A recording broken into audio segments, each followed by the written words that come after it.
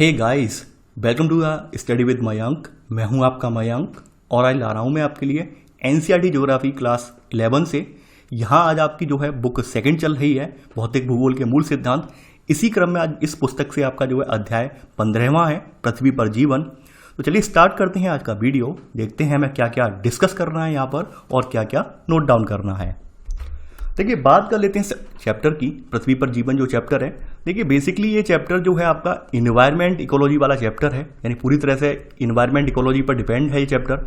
और यहाँ पर आपको बहुत सारे जो कॉन्सेप्ट हैं इन्वायरमेंट इकोलॉजी को देखने को मिलेंगे, लेकिन वो सारे कॉन्सेप्ट यहाँ पे विस्तृत रूप में नहीं दिए गए हैं। विस्तृत रूप के लिए जो आपको मैंने एस के ओझा की किताब बताई थी, तो एस के ओझा वाली किताब से अब आप कवर कर सकते हैं विस्तृत रूप में। लेकिन फिर भी यहाँ पर जो कॉन्सेप्ट दिए हुए हैं, जो यहाँ पर टॉपिक आए हैं, उन्हें मैं जो है यहाँ पर उसी लहजे में, यानी जैसे इन्वायरमेंट इकोलॉजी में हम पढ़ते हैं उसी तरीके से हम यहाँ पर कवर करेंगे, ठीक है।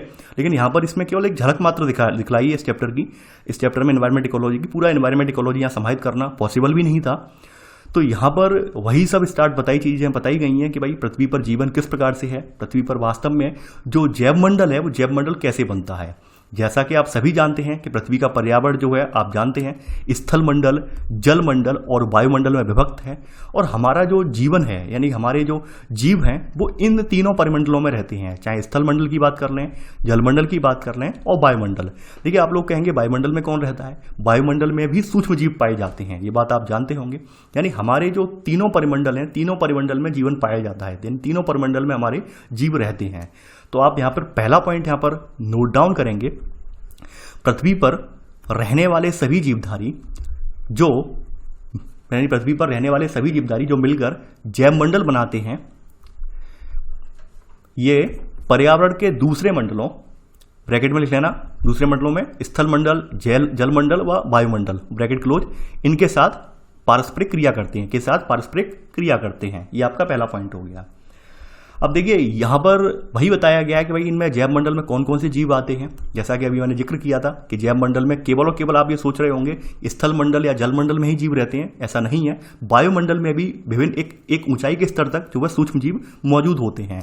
तो यहाँ पर वही बात बताई गई है कि जैवमंडल सभी पौधों, जंतुओं, प्राणियों, जिसमें पृथ्वी पर रहने वाले सूक्ष्म जीव भी हैं, और उनके चारों ओर तरफ के पर्यावरण के पारस्परिक अंतर संबंध से बना है। यानी जैवमंडल वास्तव में सभी पौधे, जंतु, प्राणी, इसमें सूक्ष्म जीव भी हैं यहाँ पर, इनके चारों तरफ का जो पर्यावरण है, इसके पारस्परिक अंतर संबंध से क्या बना है? हमारा जैवमंडल बना है।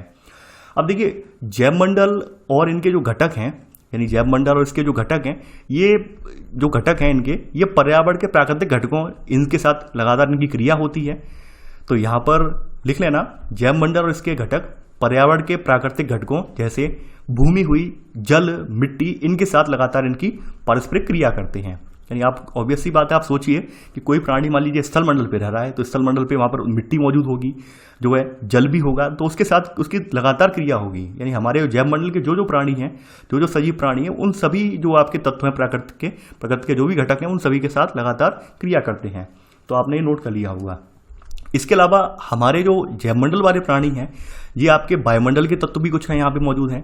जैसे यहाँ बताया गया है, वायुमंडल के तत्वों में तापमान आ जाता है, टेम्परेचर, वर्षा आ जाती है, आर्द्रता यानी ह्यूमिडिटी है, सूर्य के प्रकाश, इन सब से भी ये प्रभावित होते हैं।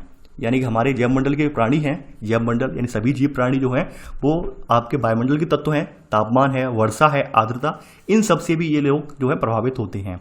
तो आपने यहाँ पर बेसिकली किसके बारे में, आपने यहाँ पे जैवमंडल की अवधारणा के बारे में जान ली। यानी जैवमंडल का मतलब है जो जीवित प्राणी हैं, उनके बारे में आपने यहाँ पर देख लिया।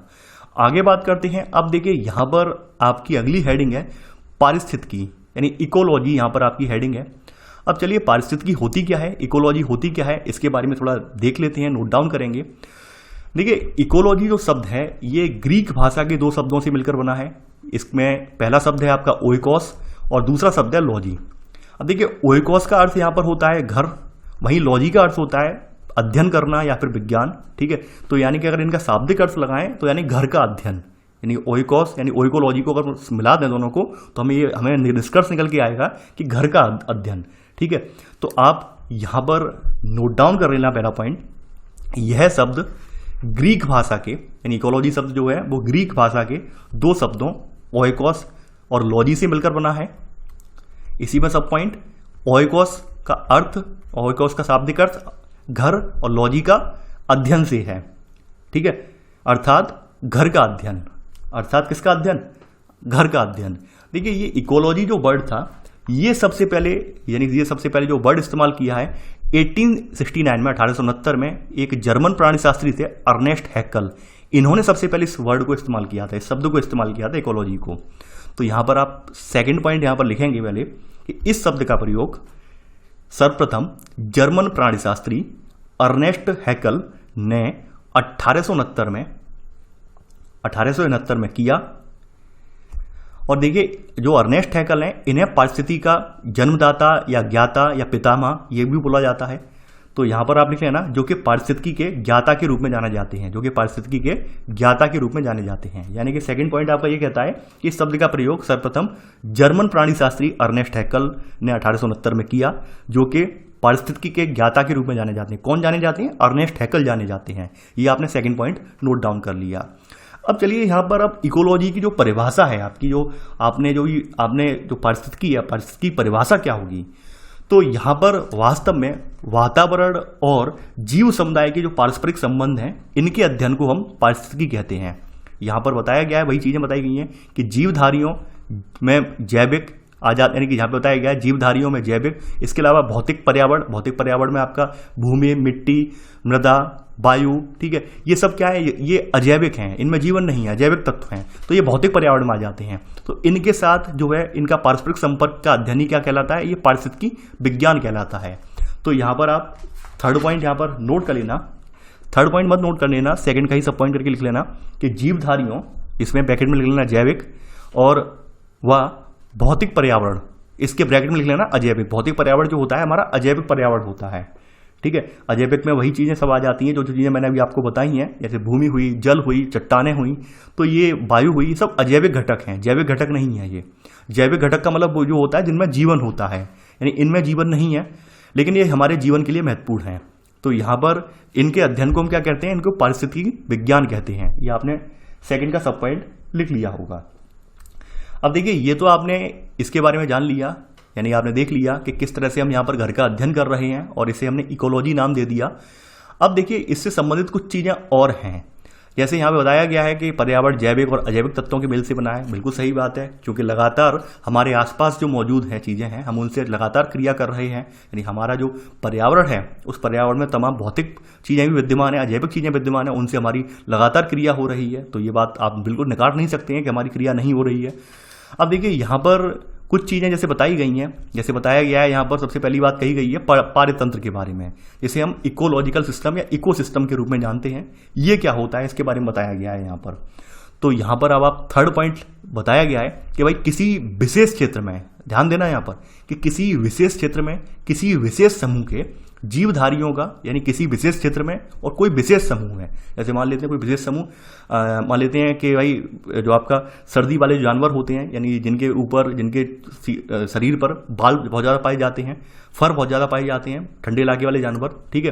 तो इन समूह के जीवधारियों का भूमि, जल तथा वायु ये अजैविक तत्व हैं, जैसा कि मैंने अभी आपको बताया था, अजैविक या भौतिक तत्व बोले जाते हैं। तो इनसे ऐसा अंतर संबंध जिसमें ऊर्जा का प्रवाह जो है वो पोषण श्रृंखलाओं के स्पष्ट रूप में समायोजित हो, उसे हम पारितंत्र कहा जाता है, यानी इकोलॉजिकल सिस्टम कहा जाता है। यानी यहाँ पर कहा गया है कि किसी विशेष क्षेत्र में किसी विशेष समूह के कोई जीवधारी हैं, उनका वहाँ पर अजैविक तत्वों के साथ ऐसा संबंध हो जहाँ पर उनका ऊर्जा प्रवाह और पोषण श्रृंखलाएं, ऊर्जा प्रवाह का मतलब ये है कि भाई जो ये लोग क्या है, भूमि से जो पेड़ पौधे हैं इनसे कोई चीज़ ग्रहण कर रहे हो, उससे उन्हें ऊर्जा मिल रही हो, और वहाँ पर उनकी पोषण श्रृंखलाएं, यानी उन जीवों को भी कोई जीव खा रहा हो, और वो सब चीज़ें एक्यूरेट यानी डिफाइन हो प्रॉपर तरीके से कि भाई ये हरा पौधा है, हरे पौधे को यहाँ पर चूहे खा रहे हैं, चूहे को पुनः किसी जानवर ने खा लिया, उस जानवर को पुनः किसी तीसरे जानवर ने खा लिया, और तीसरे जानवर को अपघटक ने यहाँ पर डिकम्पोज कर दिया। तो वास्तव में क्या है, यहाँ पर ऊर्जा प्रवाह और पोषण श्रृंखलाएं स्पष्ट रूप से बनी हुई हैं, ठीक है। तो इसे हम पारतंत्र कहेंगे, यानी इकोसिस्टम या इकोलॉजिकल सिस्टम इसे हम कहेंगे। तो थर्ड पॉइंट आप ये नोट कर लेना। आगे बढ़ते हैं। अब देखिए यहाँ पर पारतंत्र के बारे में थोड़ा सा, यानी कि पारिस्थितिकी तंत्र या पारतंत्र जो है यहाँ पर इसके बारे में बताना चाहूँगा। इसका जो है, यानी ये पारतंत्र की जो अवधारणा है ये एजी टेंसले ने दी थी, नाम आपने सुना होगा। इसकी अवधारणा जो दी थी वो एजी टेंसले एक रहे थे, ठीक है। तो इन्होंने इसकी अवधारणा दी थी 1935 में, एजी टेंसली ने, पारिस्थितिकी तंत्र या पारितंत्र की। ठीक है, आपने हर बार वर्ड सुना होगा पारिस्थितिकी और पारितंत्र। तो पारिस्थितिकी पारितंत्र यही है, पारिस्थितिकी तंत्र यानी कि यही है। यानी पारिस्थितिकी तंत्र शब्द का सबसे पहले प्रयोग एजी टेंसली ने 1935 में किया था। ठीक है, तो यहाँ पर इन्होंने वही बताया था कि किसी भी स्थान के जीवी समुदाय के जीवों और उनके चारों ओर के जो पाए जाने वाला अजीबी वातावरण है, इसके साथ पारस्परिक संबंध होता है और दोनों एक दूसरे पर प्रभाव भी डालते हैं। तो यहाँ पर वही सब चीजें हैं कि ये दोनों लोग मिलकर क्या करते हैं, पारिस्थितिकी तंत्र का निर्माण करते हैं। तो वही चीज यहाँ पर बताई गई है। और ये कौन थे यहाँ पर, एजी टेंसली थे बताने वाले। पारिस्थितिकी शब्द का सबसे पहले किसने दिया, वो आपको अब लिख चुके हैं, अर्नेस्ट हैक्कल ने दिया। और पारिस्थितिकी तंत्र या पारितंत्र ये किसने दिया, ये सबसे पहले दिया आपका जो है एजी टेंसली ने 1935 में। तो यहाँ पर आप इसमें अगला सब पॉइंट लिख लेना, इसी में ही थर्ड सब पॉइंट में, कि विभिन्न प्रकार के पर्यावरण व विभिन्न परिस्थितियों में भिन्न प्रकार के पारितंत्र पाए जाते हैं। यानी कि विभिन्न प्रकार के पर्यावरण पाए जाते हैं और विभिन्न परिस्थितियों में भिन्न भिन्न पारितंत्र पाए जाते हैं, जहां पर हमें अलग अलग प्रकार के पौधे, जीव जंतु विकास क्रम द्वारा उस पर्यावरण के अभ्यस्त हो जाते हैं। यानी कि कहने का मतलब ये है कि आप देखते होंगे कि भाई जो सघन वर्षा सदाबहार वन है, वहां पे कुछ अलग तरह के प्राणी पाए जाते हैं। ठीक है, इसके अलावा जहां पर मरुस्थल टाइप के इलाके हैं, वहां पे कुछ अलग तरह के प्राणी पाए जाते हैं। ध्रुवों पर अलग तरह के प्राणी पाए जाते हैं, ध्रुवीय जलवायु जहाँ पे होती है वहाँ पर अलग तरह के प्राणी पाए जाते हैं। और सभी लोग वहाँ पर अपने आप को उस जलवायु के अकॉर्डिंग समाहित कर लेते हैं, सामंजस्य बिठा लेते हैं, रहने के लिए अभ्यस्त बना लेते हैं। जैसे आपने देखा होगा कि हम लोग आपके मैदानी इलाके में रहने वाले लोग हैं, तो हम लोगों ने अपना जीवन मैदानी इलाके के हिसाब से यहाँ पर रूटीन में ले लिया है। वहीं अगर हम जम्मू कश्मीर के लोगों की बात करें, हिमाचल के लोगों की बात करें, तो वो लोग पहाड़ी जलवायु के वहाँ पर रहने के हैबिट में होंगे। यानी कि आप अगर मान लेते हैं सपोज दैट, जैसे आपको अभी छोड़ दिया जाए जम्मू कश्मीर या हिमाचल प्रदेश में, तो यकीन मानिए आप वहाँ की सर्दी शुरुआत में आप सहन नहीं कर पाएंगे। कुछ दिनों के लिए आपको ये लगेगा कि भाई कहाँ फंस गए, यहाँ पर बहुत भयंकर बर्फबारी पड़ रही है, माइनस में टेम्परेचर जा रहा है। लेकिन कुछ सालों बाद आप उसके हैबिट में आ जाएगी आपकी, यानी कि एक अभ्यस्त हो जाएंगे। तो वही चीजें हैं कि आप जब कभी लगातार रहने लगते हैं तो उस वातावरण के साथ आपका सामंजस्य बैठ जाता है, आप यानी उसके साथ एक सामंजस्य बैठा लेते हैं। तो वो सब चीजें पारिस्थितिकी तंत्र के तहत आ जाती हैं और इसे हम पारिस्थितिकी अनुकूलन के नाम से फिर जानते हैं। तो यहां पर आप वही लिख लेना, यहां पर सब पॉइंट, जैसा कि मैं बोलता जा रहा हूं, विभिन्न प्रकार के पर्यावरण व विभिन्न परिस्थितियों में भिन्न प्रकार के पारितंत्र पाए जाते हैं, जहां अलग अलग प्रकार के पौधे व जीव जंतु उस पर्यावरण में अभ्यस्त हो जाते हैं। उसे पारिस्थितिक अनुकूलन कहते हैं। इसे क्या कहते हैं, पारिस्थितिक अनुकूलन कहते हैं। ठीक है, यानी आपने ऊपर जो आपका पारतंत्र है, पारिस्थितिकी तंत्र है, उसके बारे में जान लिया। पारिस्थितिक अनुकूलन क्या होता है, अनुकूलन भी जान लिया। ठीक है, तो आपने यहाँ पर देखिए ये पॉइंट स्वतंत्र कर देना, ये चौथा पॉइंट बना देना, क्योंकि तीसरे पॉइंट का सब पॉइंट नहीं है, ये चौथा पॉइंट स्वतंत्र है। यानी कि आपने पारतंत्र देख लिया, पारिस्थितिकी अनुकूलन देख लिया। आगे देखते हैं। अब देखिए यहाँ पर अगला पॉइंट है, चौथे का सब पॉइंट इसे बना देना कि भाई पारिस्थितिकी के संदर्भ में जो आवास है, यानी हैबिटेट, यानी कोई भी जानवर जिस क्षेत्र में रह रहा है वो उसका आवास क्षेत्र कहा जाता है। तो ये पर्यावरण के भौतिक और रासायनिक कारकों का योग होता है। यानी वास्तव में जो किसी भी प्राणी का आवास क्षेत्र है वो पर्यावरण के कौन कौन से कारकों का, पर्यावरण के भौतिक और रासायनिक कारकों का योग होता है। इसे देखिए, इसे सब पॉइंट मत बनाइए, इसे पांचवा पॉइंट कर लीजिए। ठीक है, तो ऐसे करके आपने यहाँ पर देख लिया कि भाई ये आपकी पारितंत्र की अवधारणा, यानी कि जो आपका इकोलॉजी शब्द था, इकोलॉजी शब्द आपने देख लिया। इकोलॉजी शब्द को आपने पूरा गहनता के साथ अध्ययन भी कर लिया इसका। अब इसमें आपने पारिस्थितिकी तंत्र भी देख लिया, पारिस्थितिकी अनुकूलन भी देख लिया। ठीक है, अब देखिए यहाँ पर आगे बढ़ने पर जो पारितंत्र है, यानी पारिस्थितिकी तंत्र या पारितंत्र है, इकोसिस्टम वाला जो वर्ड है, इसको हमने यहाँ पे फिर कैटेगराइज किया है, डिफाइन किया है। भाई इसे कितने भागों में हमने विभक्त किया है वो हमने बताया गया है यहाँ पर। तो आपका यही वाला है पारिस्थितिकी तंत्र, यानी इसे ही आगे बढ़ा दिया गया है, इसको फिर कैसे विभक्त किया गया है। तो अगली हेडिंग डाल लेना आप, पारितंत्र के प्रकार, टाइप्स ऑफ इकोसिस्टम। देखिए एक बात मैं आपको बताऊं, क्योंकि जो आपकी जो इन्वायरमेंट इकोलॉजी के बहुत सारे शब्द जो हैं, जैसे इकोलॉजी वाला है, इकोसिस्टम वाला है, ये आपस में थोड़ा ऐसा लगता है कि एक दूसरे से एकदम पूरक हैं, एकदम एक जैसे शब्द हैं, एक जैसे नहीं है, पूरक हैं एक दूसरे के शब्द, अंतर है इनमें। ठीक है, तभी इनकी खोज जो है अलग अलग मैंने बताया है, अर्नेस्ट हैकल ने इकोलॉजी की, इकोसिस्टम जो है वर्ड जो है ये आप किसने दिया, आपका एजी टेंसले ने दिया। तो इसमें अंग्रेजी वाला वर्ड भी आप लिख लेना, जिससे आपको आपके माइंड में क्लियर हो जाए। क्योंकि कभी कभी क्या होता है, कुछ अभ्यर्थी जल्दबाजी में भूल जाते हैं और एग्जाम में ये खास करके पूछा जाता है। तो यहाँ पर पारितंत्र को डिफाइन किया गया, पारितंत्र कितने प्रकार का होता है, यानी पारितंत्र यानी पारिस्थितिकी तंत्र को यहाँ पे कैटेगराइज किया गया है। ठीक है, तो ये मूलतः दो प्रकार का होता है, यानी पारतंत्र दो प्रकार का होता है, आप लिख लेना इसी में, पारतंत्र दो प्रकार के होते हैं। पहले प्रकार का पारतंत्र जो है यहाँ पर, इसी में पहला सब पॉइंट आप डालेंगे, स्थलीय पारतंत्र, यानी टेरेस्ट्रियल जो है पारतंत्र। ये क्या होता है? देखिए, स्थलीय पारतंत्र का मतलब है स्थल पे पाए जाने वाले जो पारतंत्र हैं, स्थल पे पाए जाने वाले पारतंत्र हैं, उनको बताया गया है।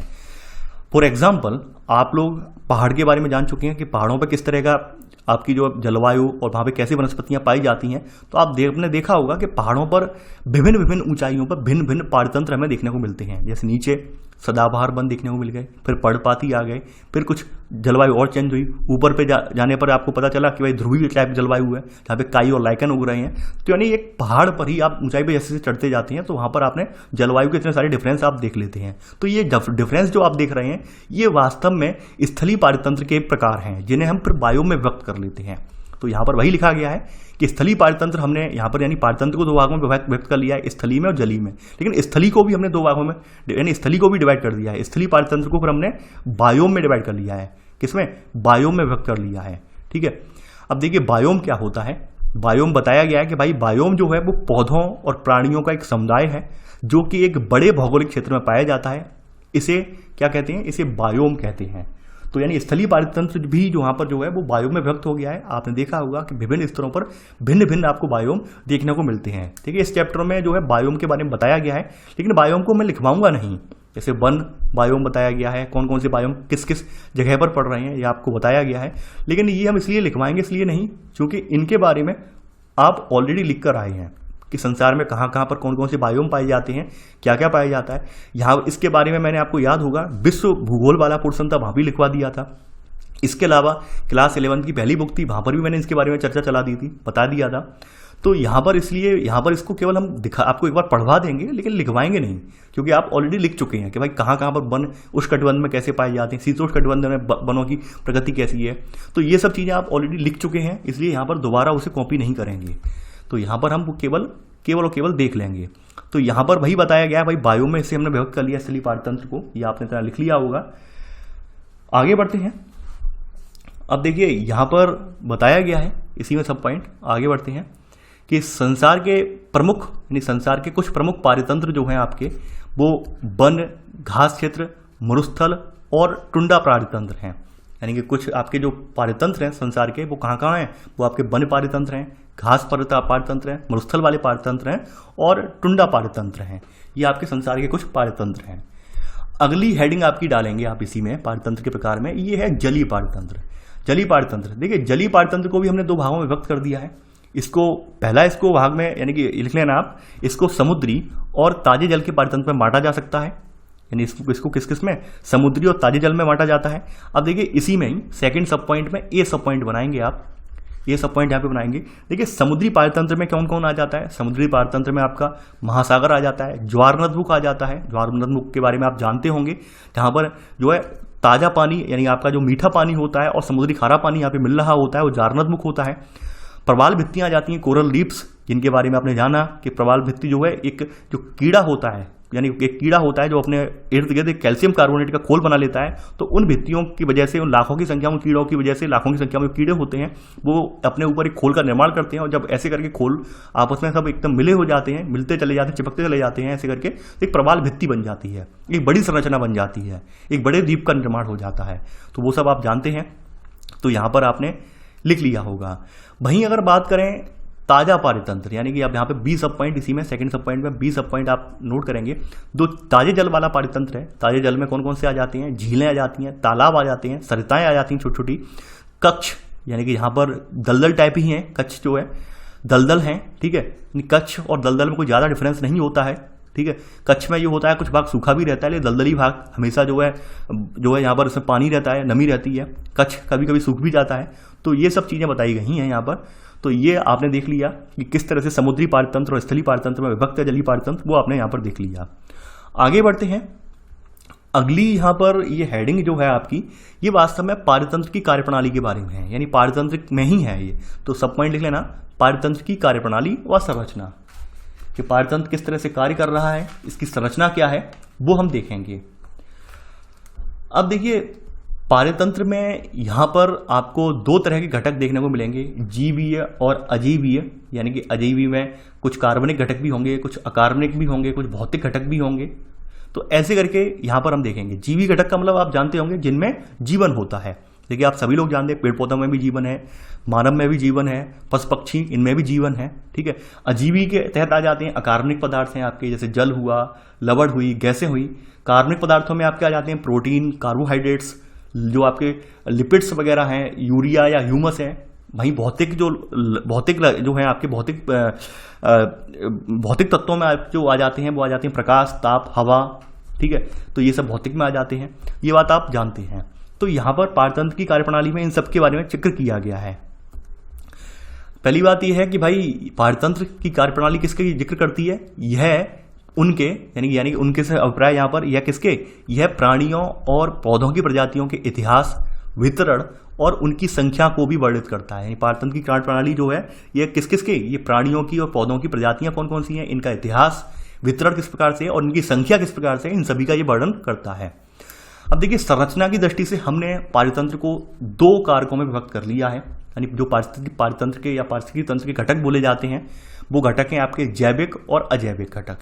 तो यहां पर आप लिख लेना, आप सेकंड पॉइंट कारक या घटक के रूप में, कि संरचना की दृष्टि से सभी पारतंत्र में जैविक व अजैविक कारक होते हैं।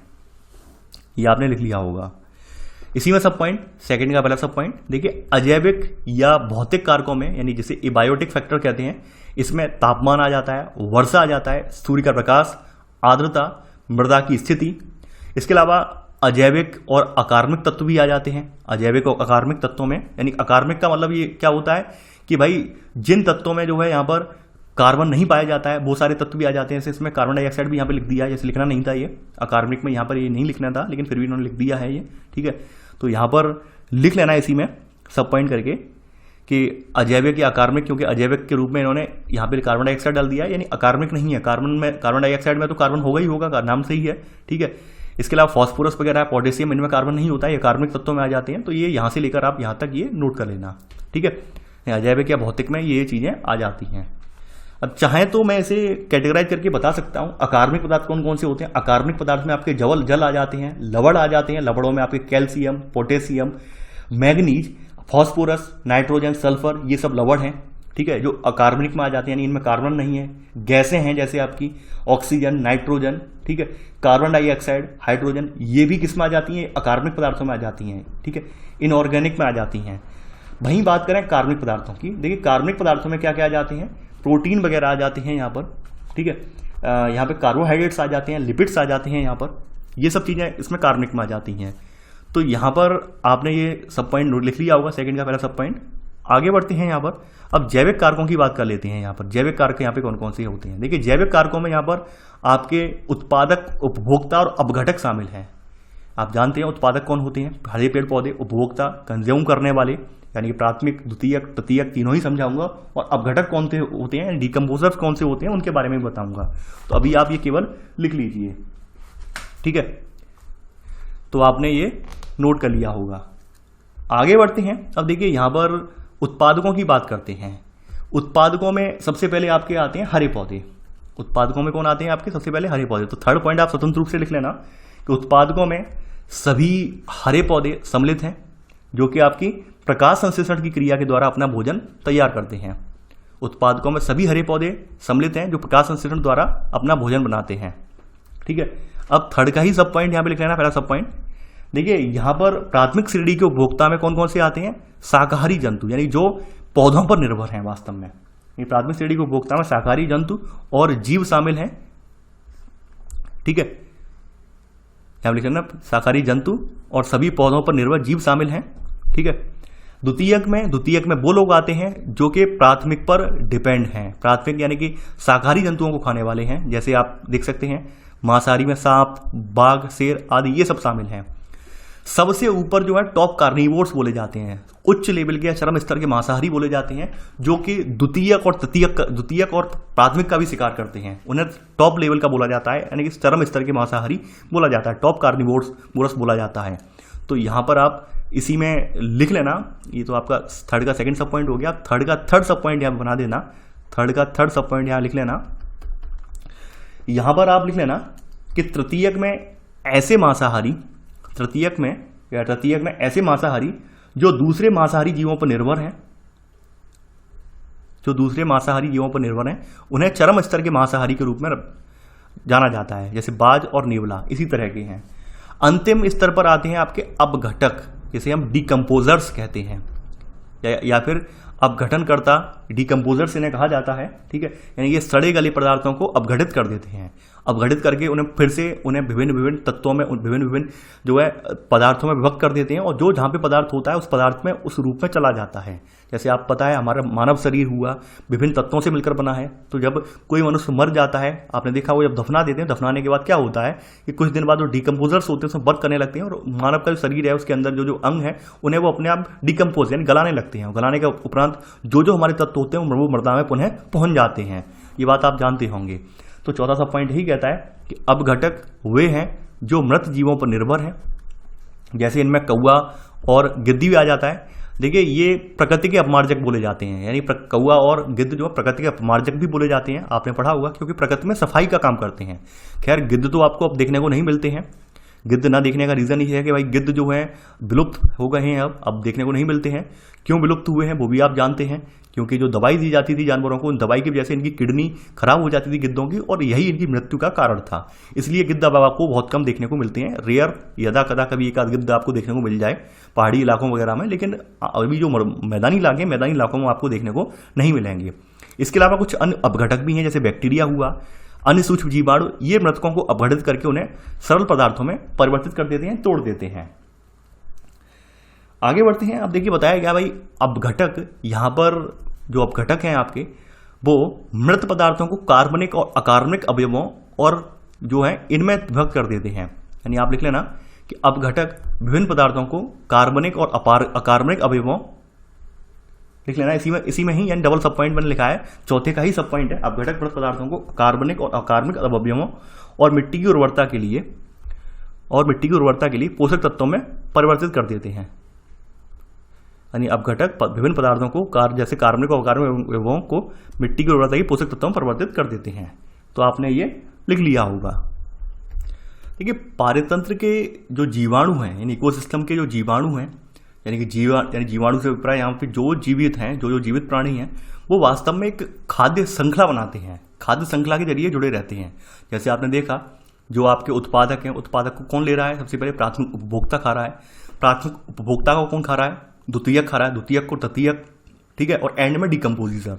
यानी यहाँ पर आप देख पा रहे हैं पूरी एक खाद्य श्रृंखला बनी हुई है, और एक खाद्य श्रृंखला के जरिए ये जुड़े हुए हैं। जैसे यहाँ बताया भी गया है, जैसे बताया गया है भाई पौधे पर जीवित रहने वाला कीड़ा, इसको मेढक खा रहा है, मेढक सांप का भोजन है, और सांप को फिर बाद में एक बाज ने खा लिया। तो ये क्या है, एक खाद्य श्रृंखला बन गई पूरी। ठीक है, तो यहाँ पर वही चीजें बताई गई हैं कि भाई किस तरह से खाद्य श्रृंखला के जरिए हम जुड़े हुए हैं, वो सब का जिक्र किया गया है। तो चौथा पॉइंट आप यहाँ लिख लेना कि पारितंत्र के जीवाणु, जीवाणु से अभिप्राय या जीवित प्राणी जो भी हैं, एक खाद्य श्रृंखला से परस्पर जुड़े हुए होते हैं। जैसे ऐसे पौधे के आगे डैश लगा देना, पौधे से डैश लगा के कीड़ा, और कीड़े के आगे डैश लगा के मेढक के आगे डैश लगा के सांप, और सांप के आगे डैश लगा के बाज। आप समझ जाएंगे अपने आप, शॉर्ट तरीके में आपने लिख लिया।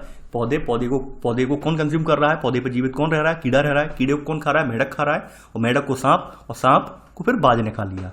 ठीक है, तो एक खाद्य श्रृंखला पूरी बनी हुई है। अब देखिए यहां पर बताया गया है कि भाई यहां पर जो यह खाद्य क्रम है, ये खाद्य क्रम बना हुआ है, और इस क्रम से एक स्तर से दूसरे स्तर में जो ऊर्जा का प्रभाव हो रहा है, इससे क्या बन रही है, ये फूड चेन बन रही है, यानी ये खाद्य श्रृंखला का निर्माण हो रहा है।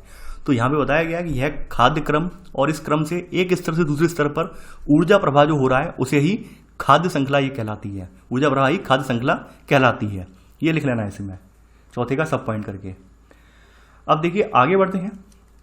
अब देखिए इसमें चौथे का सेकंड सब पॉइंट, ये तो पहला सब पॉइंट हो गया, सेकंड सब पॉइंट कहता है, देखिए खाद्य श्रृंखला की जो प्रक्रिया चलती है यहाँ पर, इसमें ऊर्जा का रूपांतरण होता रहता है। यानी खाद्य श्रृंखला की प्रक्रिया में एक स्तर से दूसरे स्तर पर ऊर्जा का रूपांतरण को हम क्या कहते हैं, ऊर्जा प्रवाह कहते हैं। यानी कि हमने जो एक स्तर से दूसरे स्तर पर ऊर्जा परिवर्तित हो रही है, ऊर्जा जो चीजें कंज्यूम कर रहे हैं, खा रहे हैं प्राणी, तो उनमें जो ऊर्जा प्रभाव जो हो रहा है, ऊर्जा रूपांतरित हो रही है, उसे हम वास्तव में ऊर्जा प्रवाह कहते हैं। ये चौथे का सेकंड सब पॉइंट हुआ। अब देखिए, एक सोचने वाली बात है, एक समझने वाली बात है, ये खाद्य श्रृंखलाओं की बात हो गई। अब खाद्य श्रृंखलाएं जो है वास्तव में पृथक पृथक नहीं है। यानी खाद्य श्रृंखलाओं में अगर आप देखें, जरा सा आप थोड़ा सा आप सोचें कि भाई मेढक को सांप खा रहा है, क्या मेढक को बाज नहीं खा सकता है? बाज भी खा सकता है।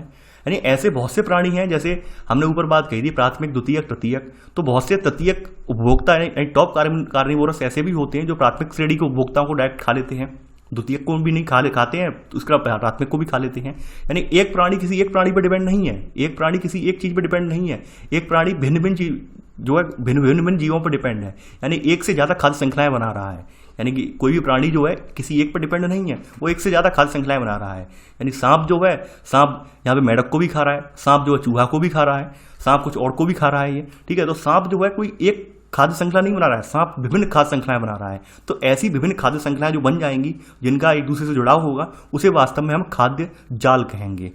तो यहां पर आप लिखेंगे 5वां पॉइंट, वही बताया गया है यहां पर, खाद्य श्रृंखलाएं आसपास में एक दूसरे से जुड़ी हुई हैं, आसपास में एक दूसरे से जुड़ी हुई हैं। प्रजातियों के इस प्रकार जुड़े होने को खाद्य जाल कहा जाता है। यानी यहां पर वही चीजें बताई गई हैं कि एक चूहा जो अन्न पर निर्भर है, वहां पर अनेक द्वितीयक उपभोक्ताओं का भोजन है, और तृतीयक मांसाहारी जो है वो द्वितीयक को भी खाते हैं और चूहा को भी खा सकते हैं। तो ये खाद्य श्रृंखला क्या जुड़ी हुई हैं, ठीक है, यानी एक दूसरे से जुड़ी हुई हैं ये। तो इन्हें ये जुड़ने पर क्या बन जाती हैं? खाद्य जाल बन जाती हैं। यानी बहुत सारी खाद्य श्रृंखलाएं जब आपस में परस्पर जुड़ जाती हैं तो क्या बनाती हैं? खाद्य जाल का निर्माण करती हैं। आगे बढ़ते हैं। अब देखिए, सामान्यतः अगर हम अपने आसपास देखें तो हमारे आसपास सामान्यतः 2 प्रकार की खाद्य श्रृंखलाएं हमें देखने को मिलेंगी। 6वां पॉइंट आप लिख लेना, सामान्यतः 2 प्रकार की खाद्य श्रृंखलाएं पाई जाती हैं। कौन कौन सी खाद्य श्रृंखलाएं हैं? पहला सब पॉइंट यहां पर ये है चराई खाद्य श्रृंखला। अब चराई खाद्य श्रृंखला में क्या क्या आता है? यहां पर चराई खाद्य श्रृंखला जो होती है, इसमें हर स्तर पर ऊर्जा का हिनास होता है, जिसमें श्वसन, उत्सर्जन और विघटन प्रक्रियाएं सम्मिलित हैं। देखिए, अगर आपने इन्वायरमेंट इकोलॉजी की किताब नहीं पढ़ी है, और पढ़ी है तो बहुत अच्छी बात है, आपने जो लिंडमान का 10% वाला लॉ आपने पढ़ा होगा, 10% की दर से जो ऊर्जा न्यास होता है, वो आपने नियम अगर आपने पढ़ा है तो बहुत अच्छी बात है। लिंडमान ने साफ साफ बताया है कि मान लेते हैं कि कोई बकरी 100 किलो घास खाती है, 100 किलोग्राम अगर एक बकरी जो है घास खा रही है, तो 100 किलोग्राम का उसे मात्र 10 किलोग्राम ही मिलेगा। यानी कि 100 किलोग्राम उसने जब घास खाई तब 10 किलोग्राम मांस एक बकरी के शरीर में जाके बनता है। वहीं अगर एक बकरी के 10 किलोग्राम मांस को खा लेगा तो मात्र शेर के अंदर मात्र 1 किलोग्राम मांस बनेगा, 1 किलोग्राम एनर्जी आएगी, ठीक है। 10 किलोग्राम यानी पूरी एनर्जी नहीं आ रही है। तो ये क्या है? ये ऊर्जा का हिनास हो रहा है। तो ये लिंडमान का हिनास नियम बोला जाता है। यानी ऊर्जा में जो हिनास आप देख रहे हैं, 100 किलोग्राम बकरी ने 100 किलोग्राम घास खाई, उसे 10 किलोग्राम ही मांस प्राप्त हुआ, और जब 10 किलोग्राम की बकरी को एक शेर ने खा लिया तो मात्र शेर की बॉडी में मात्र 1 किलोग्राम मांस बना। तो इसे लिंडमान का नियम बोला जाता है, लिंडमान का ऊर्जा हिनास नियम बोला जाता है। आप जानते होंगे इसके बारे में, और बहुत बार ये पूछा भी गया है। तो यहाँ पर चराई खाद्य श्रृंखला में यही होता है कि हर स्तर पर ऊर्जा का हिनास होता है। ऊर्जा हिनास होने के कारण क्या है? श्वसन है, उत्सर्जन होता है कुछ, ठीक है। उत्सर्जन आप मलमूत्र के रूप में आप जानते हैं, उत्सर्जन करते हैं हम, ठीक है। कुछ विघटन प्रक्रियाएं भी होती हैं, कुछ हमारी बॉडी के अंदर जो कुछ पदार्थ होते हैं अम्लीय वगैरह, उसे विघटित कर देते हैं। तो ये सब चीजें शामिल होती हैं। इस वजह से क्या होता है? ऊर्जा का हिनास होता है। हम जो भी चराई खाद्य श्रृंखला में जो भी चीजें खाते हैं उसका हिनास होता है। तो यहाँ पर आप लिख लेना चराई श्रृंखला में, इसी में थोड़ा सा, यह पौधों से आरंभ होकर मांसाहारी तक जाती है, जिसमें शाकाहारी मध्यम स्तर पर है। यह कहां से स्टार्ट होती है? पौधों से आरंभ होकर मांसाहारी तक जाती है, और शाकाहारी यहां पर मध्यम स्तर पर है। इसी में ही सब पॉइंट आप लिख लेना। हर स्तर पर क्या होता है? ऊर्जा का हिनास होता है, और इसमें कौन कौन सी क्रियाएं होती हैं वो भी आप लिख लेना यहां तक। और क्यों होता है वो मैंने नियम बता दिया, लिंडमान का 10% वाला जो ऊर्जा हिनास नियम है वो मैंने आपको यहाँ पे बता दिया है। आगे बढ़ते हैं। अगली खाद्य श्रृंखला जो है यहाँ पर है 6वें का सेकंड सब पॉइंट, ये है अपरद खाद्य श्रृंखला। ये क्या होती है? देखिए, अपरद खाद्य श्रृंखला ये क्या है? ये अपर्दन, यानी आप जानते हैं ये जो डिकम्पोजर्स हैं उनकी खाद्य श्रृंखला है। तो बताया गया अपरद खाद्य श्रृंखला चराई खाद्य श्रृंखला से प्राप्त मृत पदार्थों पर निर्भर है। इसमें कार्बनिक पदार्थ का अपघटन सम्मिलित होता है। यानी यहाँ पर जो कार्बनिक पदार्थ है ये अपघटित हो जाते हैं, यानी डिकम्पोजर्स यहाँ पे कार्य करते हैं। तो ये अपरद खाद्य श्रृंखला बोली जाती है, ठीक है। आपने नोट कर लिया होगा। तो ऐसे करके 2 तरह की खाद्य श्रृंखलाएं हैं, चराई खाद्य श्रृंखला और अपरद खाद्य श्रृंखला। अब देखिए, हमने जो पारतंत्र के प्रकार पढ़े थे ऊपर, पारतंत्र के 2 प्रकार हमने देखे थे, स्थलीय और जलीय। तो स्थलीय पारितंत्र को हमने आगे चल के बायोम में व्यक्त कर लिया है। तो वही बायोम वाला जो है यहाँ बताया गया है कि भाई बायोम के प्रकार बताए गए हैं, बायोम कितने प्रकार के होते हैं। तो आप हेडिंग डाल लेना बायोम के प्रकार। देखिए संसार में मेनली 5 प्रकार के बायोम पाए जाते हैं। कौन कौन से? वन बायोम, मरुस्थलीय बायोम, घासभूमि बायोम, जलीय बायोम और उच्च प्रदेशीय बायोम। अब देखिए इन सभी बायोमों के बारे में आप ऑलरेडी अध्ययन कर चुके हैं, लिख भी चुके हैं, कहाँ कहाँ पर कौन कौन से पाए जाते हैं। केवल आप यहाँ से लेकर ये पॉइंट यहाँ पर लिख लेना। बाद बाकी चीज़ें अभी मैं आपको यहाँ पर उस चार्ट के जरिए समझा देता हूँ, टेबल के जरिए समझ में आ जाएंगी कि भाई ये वन बायोम कहाँ पाए जाते हैं, मरुस्थलीय बायोम कहाँ कहाँ मिलते हैं, किस किस अक्षांश में, जलीय बायोम कहाँ मिलते हैं, उच्च प्रदेशीय बायोम में क्या क्या उगता है वो हम दिखा देते हैं। सबसे पहले बात करते हैं वन बायोम से। देखिए वन बायोम को भी डिवाइड कर लिया है 3 प्रकारों में। उष्णकटिबंध वाले, उष्णकटिबंध में भूमध्य रेखी हैं, पर्णपाती हैं। भूमध्य रेखी का मतलब सदाबहार वाले वन हैं, पर्णपाती हैं। फिर शीतोष्णकटिबंधी वाले हैं, फिर बोरियल टाइप के हैं। तो यहाँ पर भूमध्य रेखी बताए गए हैं। भाई भूमध्य रेखी कहाँ से कहाँ तक पाए जाते हैं? भूमध्य रेखा वाले 10 डिग्री उत्तरी और दक्षिणी अक्षांश के मध्य पाए जाते हैं। यहाँ पे तापमान आप जानते हैं 20 से 25 डिग्री के लगभग रहता है। सबसे बड़ी बात है यहाँ की मिट्टी है। मिट्टी यहाँ की अम्लीय होती है, पोषक तत्वों की कमी होती है। क्योंकि इस क्षेत्र में लगातार बारिश होती है। लगातार बारिश होने से क्या होता है, जो पोषक तत्व होते हैं उनका निक्षालन हो जाता है। निक्षालन का मतलब जान रहे हैं आप कि पोषक तत्व जो होते हैं मृदा की ऊपरी परत से निकलकर निचली परत में पहुंच जाते हैं, तो निक्षालन बोलते हैं इन्हें। तो यहाँ पर वही बताया गया है कि लगातार बारिश से क्या होता है कि अम्लीय पोषक तत्वों की कमी होती है। लेकिन यहाँ पर जो वनस्पति जात या प्राणी जात, यहाँ पर बहुत ज़्यादा वृक्षों के झुंड, लंबे और घने वृक्ष यहाँ पर सघन वन यहाँ पे पाए जाते हैं। ये तो आपके कैसे हैं, भूमध्य रेखी वनों के प्रकार बताए गए हैं। पर्णपाती में आ जाते हैं। पर्णपाती 10 डिग्री से ऊपर पाए जाते हैं, 10 डिग्री उत्तरी या दक्षिणी से ऊपर पाए जाते हैं। तो ये कहाँ से कहाँ तक? ये 10 डिग्री से 25 डिग्री उत्तरी और दक्षिणी के बीच पाए जाते हैं। तापमान थोड़ा ज़्यादा 25 से 30 होता है। ठीक है, पोषक तत्व यहाँ पे अच्छे खासे पाए जाते हैं। ये वन अपेक्षाकृत कम घने होते हैं, पर्णपाती होते हैं, मध्यम ऊंचाई के वृक्ष होते हैं। ठीक है, कीट पतंगे, चमगादड़, ये सब स्तनधारी सब पाए जाते हैं। ये बात जानते हैं आप, कौन कौन से स्तनधारी पाए जाते हैं उनके बारे में लिख चुके हैं ऑलरेडी आप। अब देखिए शीतोष्णकटिबंध। शीतोष्णकटिबंध आप जानते हैं शीत कटिबंध वाले इलाके हैं। तो यहाँ पे बताया गया है इससे ऊपर वाले कटिबंध में शीतोष्णकटिबंध में आ जाता है। यहाँ बताया गया ये पूर्वी उत्तरी अमेरिका, उत्तर पूर्वी एशिया, पश्चिमी मध्य यूरोप। ठीक है, तो यहाँ पर खास बात क्या है कि तापमान 20 से 30 के बीच रहता है। वर्षा कितनी होती है? 750 से 1500 मिलीमीटर तक होती है। ऋतुएं जो होती हैं स्पष्ट ऋतुएं होती हैं। असाधारण शीत होती है, शीत जो है बहुत ज़्यादा रहता है यहाँ पर। तो यहाँ बताया गया है भाई इसमें बी वाले में जो बताया गया है कि भाई उपजाऊ अवघटक यानी जीवों कूड़ा करकट से भरपूर मृदा होती है। इसके अलावा यहाँ पर मध्यम चौड़े पत्ते वाले जो है वृक्ष पाए जाते हैं। ठीक है, जैसे मैपल, ओक, बीच, ये सब, इन सब पर रहने वाली प्रजातियां गिलहरी, खरगोश ये सब पाए जाते हैं। वहीं सी प्रकार के यानी कि बोरियल प्रकार के जो वन हैं ये कहाँ पाए जाते हैं? ये यूरेशिया में पाए जाते हैं, अमेरिका के उच्च भाग में पाए जाते हैं। अच्छा यानी उच्च अक्षांशीय भाग में साइबेरिया के वनों में पाए जाते हैं। अलास्का, कनाडा, स्कैंडिनेविया देश यहाँ पे पाए जाते हैं। तो जो बोरियल प्रजाति के यानी एकदम ऊपर की तरफ जहाँ पर शीत यानी एकदम स्ट्रिक्ट शीत ऋतु होती है वहाँ पर बताई गई है। तो यहाँ बताया गया छोटी आर्द्र ऋतु होती है, मध्यम ऋतु से गर्म ग्रीष्म ऋतु तथा लंबी वर्षा रहित शीत ऋतु होती है। हिमपात जहाँ पे ज़्यादा होता है यानी शंकुधारी पेड़ यहीं पाए जाते हैं। तो यहाँ पर क्या है, सदाबहार, कोणधारी वन, फाइन स्प्रूस वगैरह ये सब पाए जाते हैं। क्या क्या मिलता है यहाँ बताया गया, कठफोड़वा, ये सब चीज़ें जानवर यहाँ पाए जाते हैं। ठीक है, ये तो वन के प्रकार हो गए वन। ठीक है, वन बायोम के अंतर्गत वन बायोम कहाँ कहाँ पाए जाते हैं, किन किन अक्षांशों में पाए जाते हैं, क्या क्या प्राणी जात उनमें पाई जा रही है, तो वो यहाँ पर आपने देख लिया। अब बात करते हैं मरुस्थल। तो मरुस्थलों को भी हमने व्यक्त कर लिया है। यहाँ पर आप देख पा रहे हैं, देखिए गर्म या उष्ण मरुस्थल, अर्धशुष्क मरुस्थल, तटीय मरुस्थल या शीत मरुस्थल। तो आप तटीय मरुस्थल तट से यानी कि जो समुद्र तट के बगल में हो तटीय मरुस्थल हो गई है। तो यहाँ बताया गया है गर्म या उष्ण मरुस्थल में सहारा कालाहारी मरुस्थल, रूब अली खाली मरुस्थल। ठीक है, तापमान बताया गया कितना कितना रहता है यहाँ पर।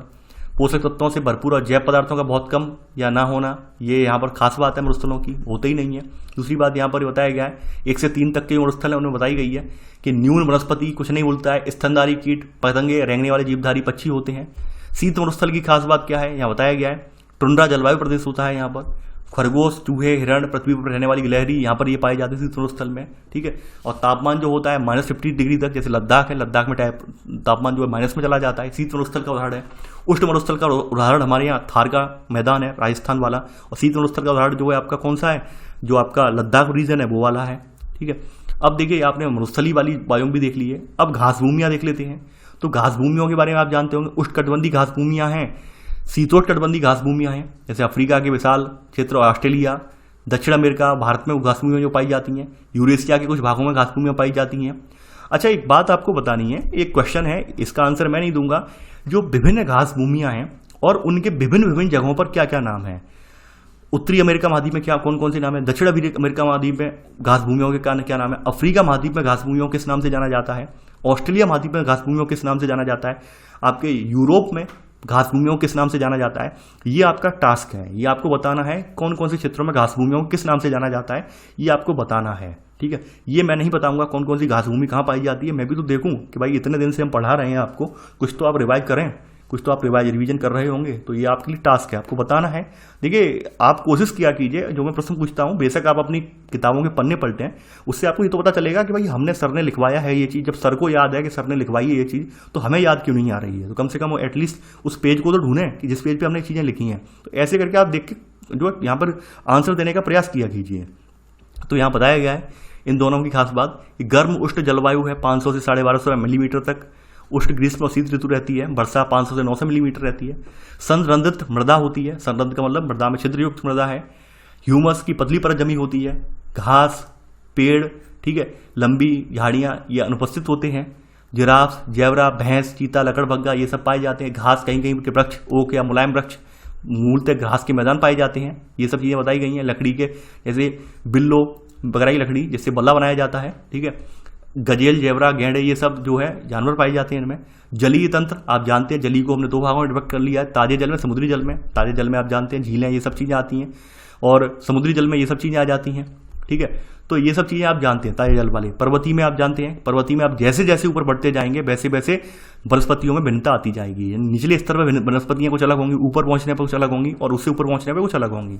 तो यहाँ पे वही बताया गया है, ऊंचे पर्वतीय श्रेणियों के ढाल, हिमालय, एंडीज, रोकीज पर्वत जैसे। तापमान में, वर्षा में भिन्नता अक्षांशों पर आधारित है, जैसे जैसे ऊपर बढ़ते जाएंगे तो अक्षांशों में भिन्नता पाई जाएगी। ढाल रेगोलिथ से ढके हुए हैं। अब देखिए यहाँ पे एक वर्ड आया है रेगोलिथ, ये होता क्या है।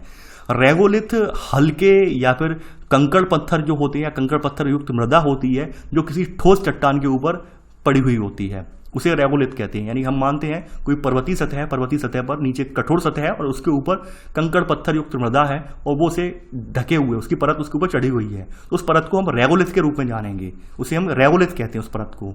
ठीक है, तो यहाँ पर पर्वतीय में सबसे बड़ी बात है, यहाँ पे ऊंचाई के आधार पर भिन्नता आती जाती है।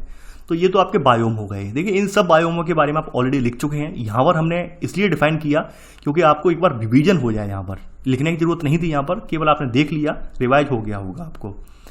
आगे बढ़ते हैं। अब देखिए, ये पोर्शन तो आपने कवर कर लिया। अगला पोर्शन है यहाँ पर, अगली हेडिंग आपकी जो पड़ेगी ये है जैव भू रासायनिक चक्र, यानी बायोजियोकेमिकल साइकिल। ये मोस्ट इंपॉर्टेंट साइकिल है आपका बायोजियोकेमिकल वाला। और थोड़ा ये साइकिल पढ़कर आपको ये लगेगा शायद हम थोड़ा केमिस्ट्री में घुस गए हैं, ऐसा लगेगा थोड़ा, यानी विज्ञान में हम आ गए हैं, ऐसा आपको फील होगा, लेकिन विज्ञान का पार्ट नहीं है, ये इन्वायरमेंट इकोलॉजी का ही पार्ट है। और आपको ये अच्छे से समझना है, अच्छे से पढ़ना है, क्योंकि मोस्ट इंपॉर्टेंट पार्ट है ये वाला।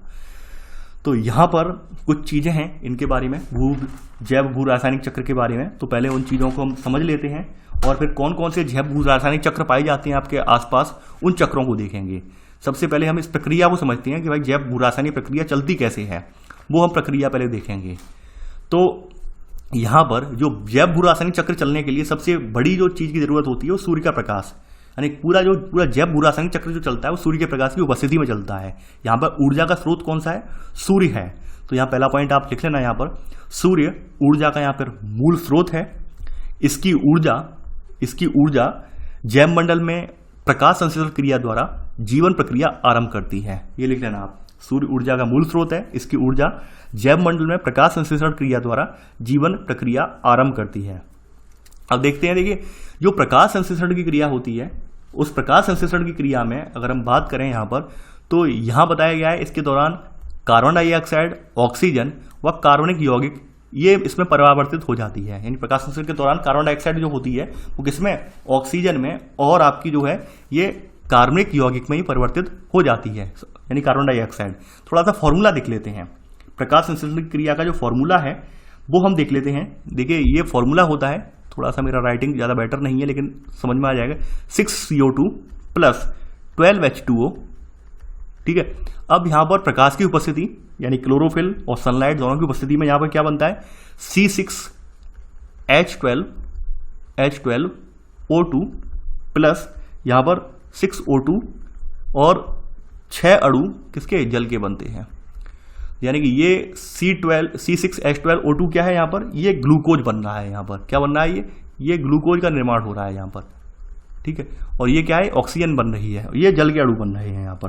यानी कि 6 कार्बन के अणु, ठीक है, 6 CO2 प्लस 12 H2O, ये क्या मिलकर बना रहे हैं, ग्लूकोज बन रहा है। और यहाँ पे क्या है, यहाँ पे क्लोरोफिल की उपस्थिति है, लिख दे रहा हूँ, क्लोरोफिल, ठीक है, और सनलाइट, इसकी उपस्थिति में ये क्रिया हो रही है, रिएक्शन हो रही है, ठीक है, सॉरी, ठीक है। तो ये उत्पाद यहां पे बन रहे हैं। तो ये आपकी क्या है, ये आपने प्रक्रिया लिख ली होगी, आई होप ये लिख लीजिए। ये काफी बार पूछी जाती है कि कितने कितने अणु बनते हैं, ठीक है, क्या क्या उत्पाद बनते हैं, तो आपने लिख लेना। ये थोड़ा सा मेरा हाथ जो है राइटिंग पैड पर उल्टा पड़ता है, इसलिए यानी कि यहाँ पर थोड़ा सा अलग रखा हुआ है, तो इसलिए यहाँ पर तिरछा लिखने में आया ये। तो यहाँ पर ये उत्पाद इसके रूप में बनता है। तो आपने लिख लिया होगा, प्रकाश संश्लेषण के द्वारा कार्बन डाइऑक्साइड जो है ऑक्सीजन और कार्बनिक यौगिकों में परिवर्तित हो जाता है। यानी कि जो ग्लूकोज है वो वास्तव में कार्बनिक यौगिक है। C6H12 और O2 जो है वो एक कार्बनिक यौगिक है। O2 नहीं, O6 है, O2 मैंने लिख दिया, सॉरी O6 है ये, ठीक है। यानी ग्लूकोज का फॉर्मूला है वो है C6H12 और O6 है फॉर्मूला, ठीक है। O2 लिख दिया था मैंने गलती से, O6 है, ठीक है। तो ये आपने यहाँ पर नोट कर लिया होगा, पहले का सब पॉइंट। आगे बढ़ते हैं। अब देखिए यहाँ बताया गया है कि भाई धरती पर जो प्रकाश पहुँचता है, तो पहुँचने वाले सूर्यातप का बहुत छोटा भाग, यानी कि लगभग केवल 0.2%, 1% ये है, ये केवल प्रकाश संश्लेषण क्रिया में काम आता है। यानी कि धरती पर जो प्रकाश पहुँच रहा है उसका मात्र 0.1% प्रकाश जो है वो फोटोसिंथेसिस मैकेनिज्म में, यानी प्रकाश संश्लेषण की क्रिया में काम आता है। जबकि आधे से अधिक भाग जो इसका बचता है, बाद बाकी भाग, सेकंड का ही सब पॉइंट है, इसका आधे से अधिक भाग जो है वो पौधों की श्वसन विसर्जन क्रिया, और शेष भाग अस्थायी रूप से पौधे के अन्य भागों में संचित हो जाता है, ये बताया गया है। यानी कि शेष भाग कहाँ कहाँ चला जाता है वो बताया गया है यहाँ पर, ठीक है, ये आप लिख लेना। आगे बढ़ते हैं। अब देखिए अगला पॉइंट है। अब देखिए यहाँ पर कहा गया है कि भाई जीवधारी जो है वो आपकी बहुलता के कारण ही जीवित रह सकते हैं। यहाँ पर बताया गया है सेकंड पॉइंट में कि भाई जीवधारी बहुलता और विविधता में ही जिंदा रह सकते हैं। यानी पहली बार जीवधारियों की बहुत संख्या ज़्यादा हो, विविधता ज़्यादा हो, तभी वो जिंदा रह सकते हैं। ऐसा क्यों कहा गया है, सोचने वाली बात है। थोड़ा सा हम आपके दिमाग पर जोर डलवा रहे हैं। एक इमेजिन कीजिए, एक थोड़ा सा कल्पना कीजिए कि हमारे आसपास मान लीजिए कोई एक जंगल है, पूरा जंगल ही जंगल है, ठीक है, या घास का मैदान है, और उस घास के मैदान में केवल हिरन ही हिरन रह रहे हैं और कोई जानवर नहीं है। तो क्या होगा, कुछ सालों के अंदर अंदर हिरन जो होंगे सारी की सारी घास खा के खत्म कर देंगे।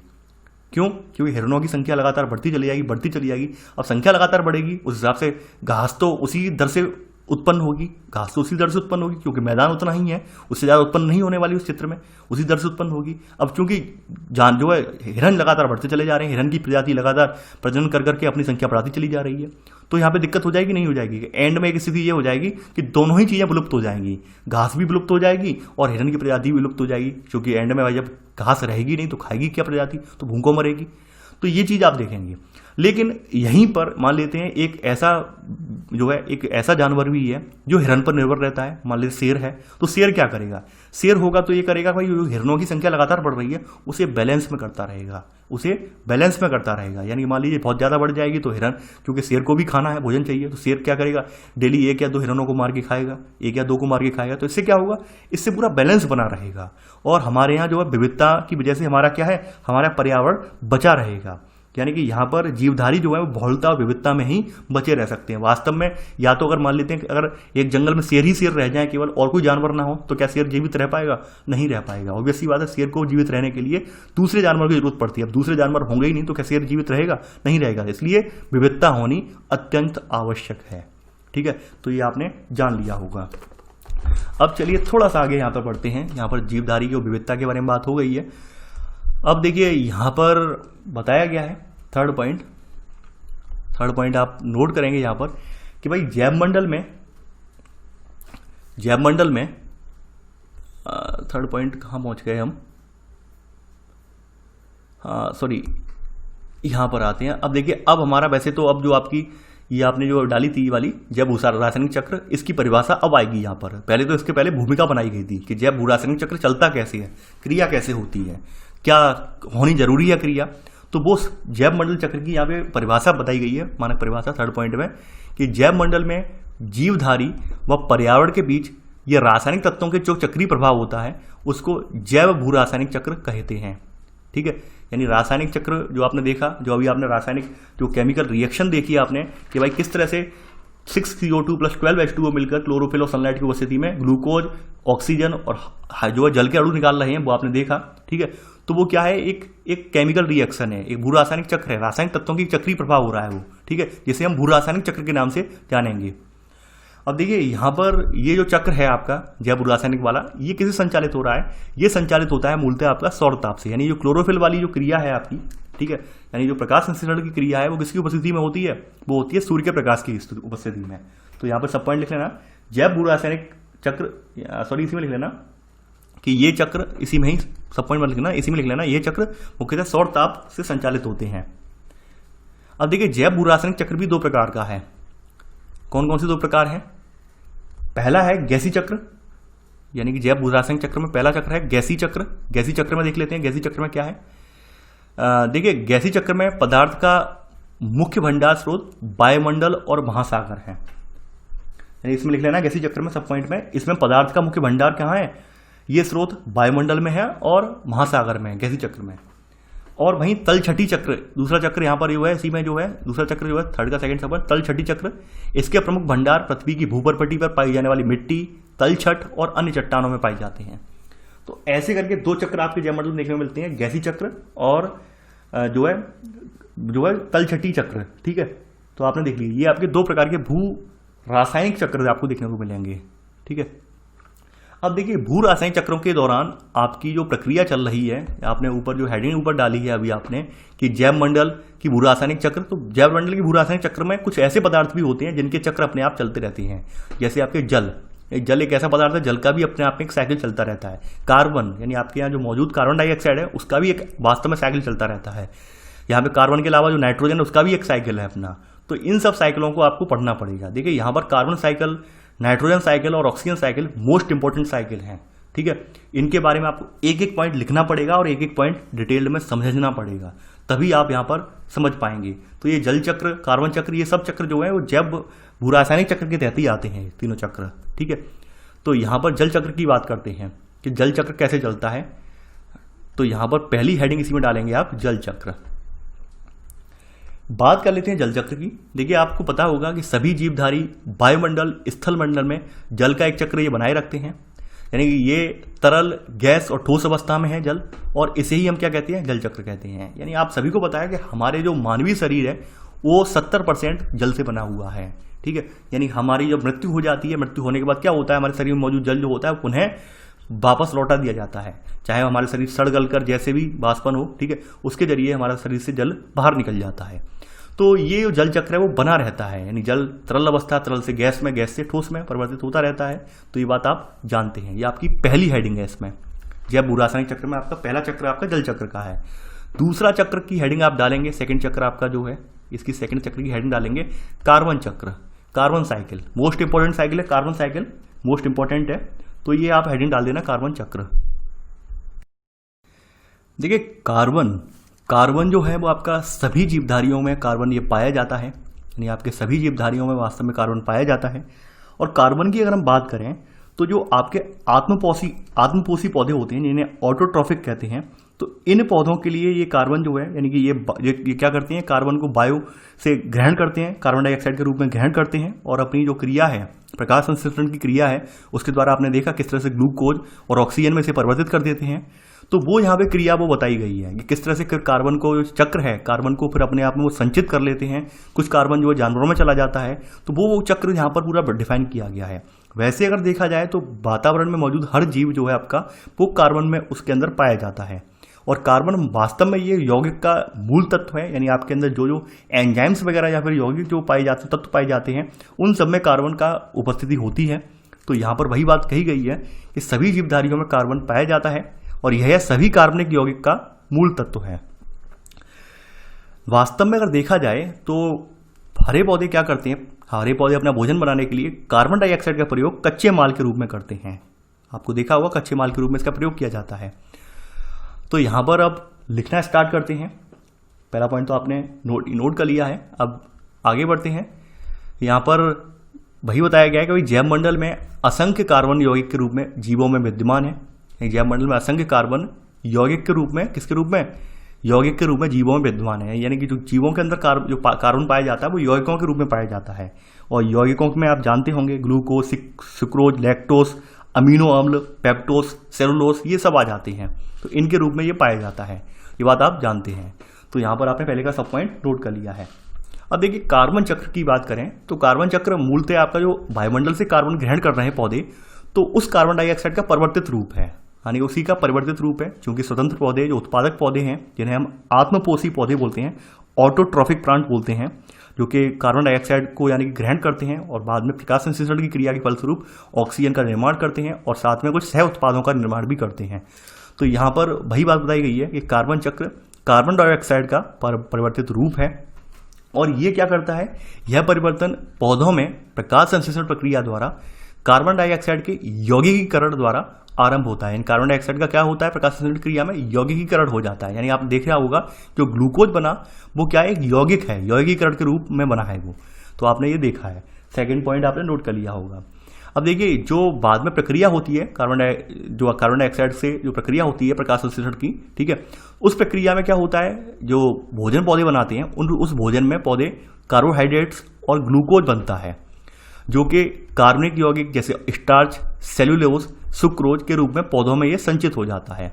यानी कि जो पौधे अपने भोजन के लिए कार्बन डाइऑक्साइड ग्रहण करते हैं और प्रकाश की उपस्थिति में, क्लोरोफिल की उपस्थिति में जो भोजन बनाते हैं, तो उस भोजन में कार्बोहाइड्रेट्स और ग्लूकोज बनता है, जो कि पौधों के में कार्बनिक यौगिक के रूप में, स्टार्च के रूप में, सेलुलोज के रूप में, सुक्रोज के रूप में ये पौधों में संचित हो जाता है। अब देखिए यहाँ पर वही बताया गया है कि जो कार्बोहाइड्रेट्स वगैरह है इसका पूरा इस्तेमाल पौधे नहीं कर पाते हैं। यानी कार्बोहाइड्रेट्स का वैसे इस्तेमाल तो पौधे अपनी जैविक क्रियाओं में करते हैं, लेकिन इसका पूरा इस्तेमाल नहीं कर पाते हैं। कुछ इस्तेमाल कर लेते हैं, कुछ जो होता है वो पौधों की पत्तियों में बना रह जाता है, और जो पौधों की पत्तियों में संचित रह जाता है उन्हें बाद में जानवर खा लेते हैं। तो जानवर जब पौधों की पत्तियां खाएंगे तो ऑब्वियस सी बात है जो कार्बोहाइड्रेट पौधों की पत्तियों में संचित था वो जानवरों की बॉडी में आ जाएगा। अब भाई जानवरों की बॉडी में भी कार्बन पहुंच गया ऐसे करके, तो वही चक्र यहाँ बताया गया है। तो यहाँ बताया गया है इसी में सब पॉइंट, यहाँ पर आप नोट करेंगे इसी में सेकंड का सेकंड सब पॉइंट, कि इस प्रक्रिया के दौरान विघटन से पौधों के पत्तों व जड़ों के द्वारा कार्बन डाइऑक्साइड गैस मुक्त होती है। यानी कि जो क्रिया इनकी चलती है तो इससे क्या होता है, विघटन से क्या होता है, पौधे पत्ते जो टूट वगैरह जाते हैं उनसे क्या निकलता है, कार्बन डाइऑक्साइड गैस मुक्त हो जाती है। और शेष कार्बोहाइड्रेट्स जो पौधों की जैविक क्रियाओं में प्रयुक्त नहीं होते, यानी जैविक क्रियाएं जो चलती हैं उनमें प्रयुक्त नहीं हो रहे हैं, वो पौधों के टिश्यूज यानी ऊतक जो होते हैं, ऊतकों में संचित हो जाते हैं। यानी पौधों के अंदर छोटे छोटे ऊतक मौजूद होते हैं, उन ऊतकों में जो कार्बोहाइड्रेट संचित हो जाता है, ये आपने देख लिया होगा।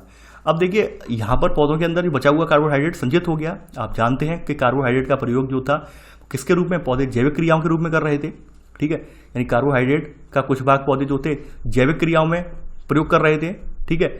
देखिए ये शायद आगे की लाइन में लिखवाना भूल गया हूँ, आप थोड़ा सा स्पेस अगर इसमें निकाल लेते हैं तो थोड़ा सा स्पेस निकाल के लाइन लिख लेंगे तो थोड़ा और प्रभावकारी हो जाएगा। तो यहाँ लिख लेना कार्बोहाइड्रेट का कुछ भाग पौधे जैविक क्रियाओं प्रयोग पौधे की जैविक क्रियाओं प्रयोग हो जाता है। तो इसी में ही ये लाइन थी इस प्रक्रिया के दौरान वाली, ठीक है, ये लिख लेना। आप आगे बढ़ते हैं। अब देखिए कुछ जो बचा हुआ जो कार्बोहाइड्रेट था जो कि जैविक क्रियाओं में इस्तेमाल नहीं हुआ, वो पौधों की पत्तियों में ऊतकों के रूप में संचित हो गया। अब वास्तव में जब शाकाहारी पौधों का उपभोग करेंगे तो क्या होगा, जो आपका कार्बोहाइड्रेट था पौधों के ऊतकों में संचित था वो शाकाहारियों की बॉडी में अब आ जाएगा। तो यहाँ वही बताया गया है, शाकाहारी उपभोग किए गए कार्बोहाइड्रेट्स को कार्बन डाइऑक्साइड में परिवर्तित करते हैं और श्वसन क्रिया के द्वारा वायुमंडल में छोड़ते हैं। यानी इसका कुछ भाग जो होता है वो क्या कर देते हैं, वो श्वसन क्रिया के दौरान वायुमंडल में छोड़ देते हैं परिवर्तित करके, और बाद बाकी जो बचा हुआ भाग होता है वो कार्बोहाइड्रेट्स का जंतुओं के मरने पर सूक्ष्म जीव अवघटन करते हैं। यानी यहाँ पर दो तरह की क्रियाएं हो रही हैं। पहली क्रिया ये हो रही है कि भाई शाकाहारी उपभोग कर रहे हैं पत्तों को, पौधे के जो उत्पाद हैं पौधे के उत्पादों को उपभोग कर रहे हैं, उससे जो जिस दौरान वो ग्रहण कर रहे हैं तो वहाँ पे श्वसन की क्रिया में कुछ कार्बन डाइऑक्साइड के रूप में उसे परिवर्तित करके निकाल दे रहे हैं, और कुछ शेष जो बचा हुआ उनके बॉडी के अंदर जो चीज़ें पच जाती हैं, तो पचने के उपरांत क्या होता है, पचने के उपरांत कुछ चीज़ें जो होती हैं वो बाद में उनकी बॉडी में संचित हो जाती हैं, और जब वो मर जाते हैं तो मरने के उपरांत सूक्ष्म जीव जो होते हैं वो उन्हें पुनः अपघटित करके उसे वायुमंडल में निष्कासित कर देते हैं, यानी बचा हुआ कार्बन भी वायुमंडल में चला जाता है। तो ऐसे करके आपने देखा पूरा एक चक्र चलता रहता है कि कैसे वायुमंडलीय कार्बन जो है पहले पौधे में आया, पौधे में अपनी प्रक्रियाएं की, पौधे से जीव में गया, फिर जीव से फिर पुनः जो है फिर वायुमंडल में पहुंच गया। तो वास्तव में एक पूरा एक ये कार्बन चक्र है, ये आपने नोट कर लिया होगा। आगे बढ़ते हैं यहाँ पर।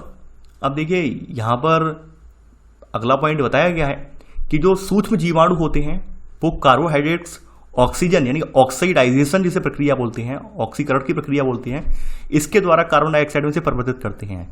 ये प्रक्रिया आप वैसे साइंस वाले स्टूडेंट जानते हैं किसके जरिए ये सूक्ष्म जीव इसे परिवर्तित करते हैं, लेकिन मैं यहाँ लिखवा देता हूँ। मैं ये मान के चलता हूँ कि आप में से बहुत सारे लोग नहीं जानते होंगे, तो यहाँ लिख लेना चौथा पॉइंट करके, सूक्ष्म जीवाणुओं द्वारा कार्बोहाइड्रेट्स ऑक्सीजन यानी ऑक्सीकरण प्रक्रिया द्वारा, ऑक्सीजन से मतलब ऑक्सीकरण प्रक्रिया द्वारा कार्बन डाइऑक्साइड में परिवर्तित होकर पुनः वायुमंडल में आ जाती है। ठीक है, ऑक्सीजन से मतलब ऑक्सीकरण प्रक्रिया द्वारा कार्बन डाइऑक्साइड में परिवर्तित होकर पुनः वायुमंडल में आ जाती है। ठीक है, ये आपने नोट कर लिया। ऑक्सीजन प्रक्रिया नहीं है, ऑक्सीजन प्रक्रिया को ऑक्सीकरण प्रक्रिया कहते हैं, ऑक्सीकरण प्रक्रिया कहते हैं इसे। तो इसके द्वारा ये वायुमंडल में आ जाता है। अब चलिए, आपने ये सेकंड चक्र ये आपने देख लिया, कार्बन चक्र। अब तीसरा चक्र जो है आपका ऑक्सीजन चक्र है।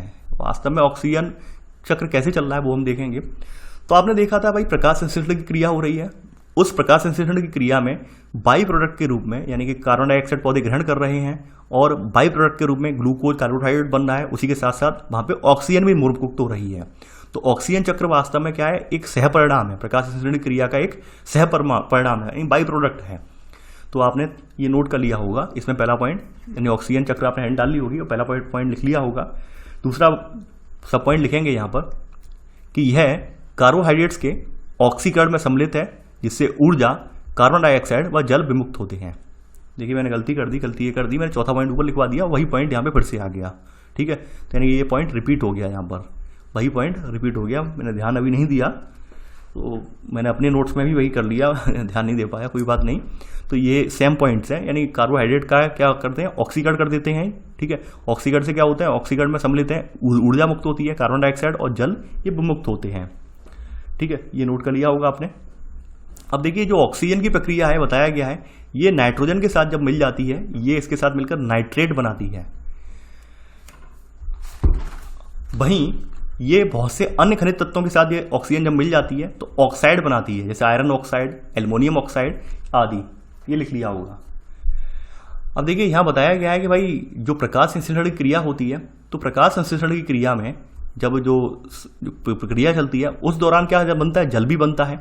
जल कैसे बनता है वो आप जानते हैं, जब आपने देखा 6H2O बन रहे थे, तो यहाँ पर बताया गया था कि प्रकाश संश्लेषण क्रिया के दौरान जल अणुओं के विघटन से ऑक्सीजन उत्पन्न होती है। यानी आपने देखा था 6CO2 + 12H2O बराबर देखा था C6H12C6, ठीक है, प्लस 6O2 और 6 + 6H2O। तो वहाँ आपने देखा था कि वहाँ पर जो कार्बन डाइऑक्साइड के अणु थे, कार्बन डाइऑक्साइड के अणु का रिएक्शन हुआ प्रकाश संश्लेषण क्रिया में, तो वहाँ पर क्या था, जल के अणु भी विघटित हुए, साथ ही साथ ऑक्सीजन भी उत्पन्न हुई प्रकाश संश्लेषण क्रिया में।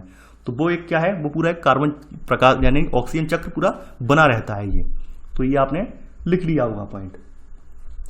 अब देखिए अगला चक्र जो है ये नाइट्रोजन चक्र, ये आपका मोस्ट इंपॉर्टेंट चक्र है। यानी आपका चौथा चक्र जो है ये नाइट्रोजन चक्र है और ये मोस्ट इंपॉर्टेंट चक्र है। इसका आपको जान लीजिए नाइट्रोजन होता क्या है। आप लोग सभी लोग जानते हैं होंगे कि नाइट्रोजन वायुमंडलीय गैसों का लगभग 78% भाग है, यानी हमारे वायुमंडल में लगभग 78% जो है नाइट्रोजन पाई जाती है। अब देखिए नाइट्रोजन जो है वो पौधे और जंतु दोनों के लिए ही बहुत ज़्यादा महत्वपूर्ण पोषक तत्व है। इसका उपयोग जो है वो एमिनो अम्ल, प्रोटीन, एंजाइम, नाइट्रोजनी क्षार, हाइड्रोजन ग्राही, न्यूक्लिक अम्ल, ATP, तो इसके अलावा विटामिन, वृद्धि हार्मोन, इन सब के निर्माण में इसका प्रयोग किया जाता है नाइट्रोजन का। ठीक है, ये बात जानते होंगे।